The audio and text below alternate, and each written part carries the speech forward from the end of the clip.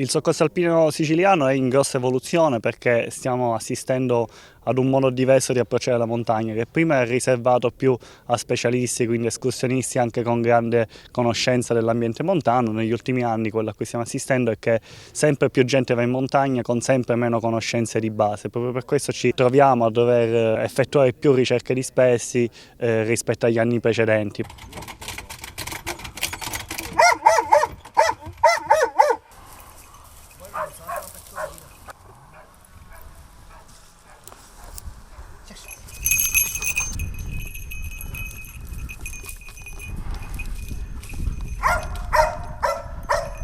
Dobbiamo avere il giusto connubio tra obbedienza e autonomia del cane.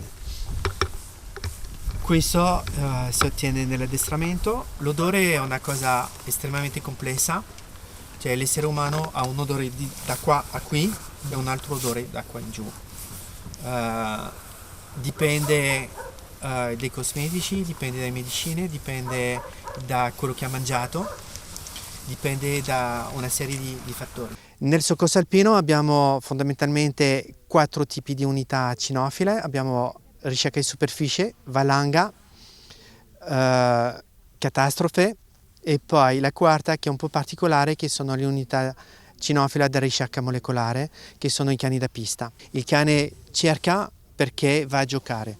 Non è un lavoro, è un gioco per lui, gioca a nascondiglio. L'addestramento dura 2 anni, inizia con dei cuccioli che hanno circa 2-3 mesi di età. I cani sono di proprietà del cinofilo, non sono proprietà del soccorso, a parte qualche rare eccezione come i cani molecolari, ma la maggior parte dei cani da superficie sono di proprietà del soccorritore. Lo tiene da quando è cucciolo fino alla morte del cane, vive a casa sua.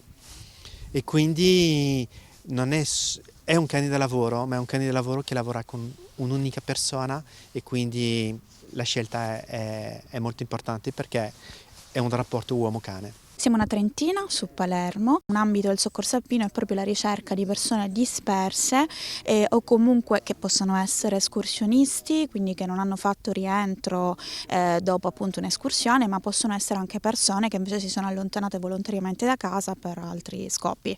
Quindi diciamo il nostro ruolo è quello di formare una base operativa più vicina possibile al luogo in cui è stato fatto l'ultimo avvistamento, una base in cui comunque ci si appoggia per poter organizzare la ricerca, e andranno appunto a fare una bonifica, si dice appunto, di queste zone, riporteranno alla base operativa i risultati più o meno positivi dell'area. Il soccorso alpino è attivo 24 ore su 24, 365 giorni l'anno. Ognuno di noi svolge la propria professione e al di fuori dà la propria disponibilità a portare avanti questa attività, che ovviamente è molto impegnativa non solo dal punto di vista fisico ma soprattutto dal punto di vista psicologico. Bisogna avere, per stare all'interno della squadra, una certa forza emotiva che ci permette di stare anche tante ore fuori, riuscire a lavorare in team, riuscire comunque a lavorare su un obiettivo che non sempre è di immediata comprensione, soprattutto quando andiamo alla ricerca di dispersi. Quindi quello che richiediamo alle persone che si avvicinano al mondo del soccorso alpino è quello di avere alle spalle una grande esperienza in montagna, che sia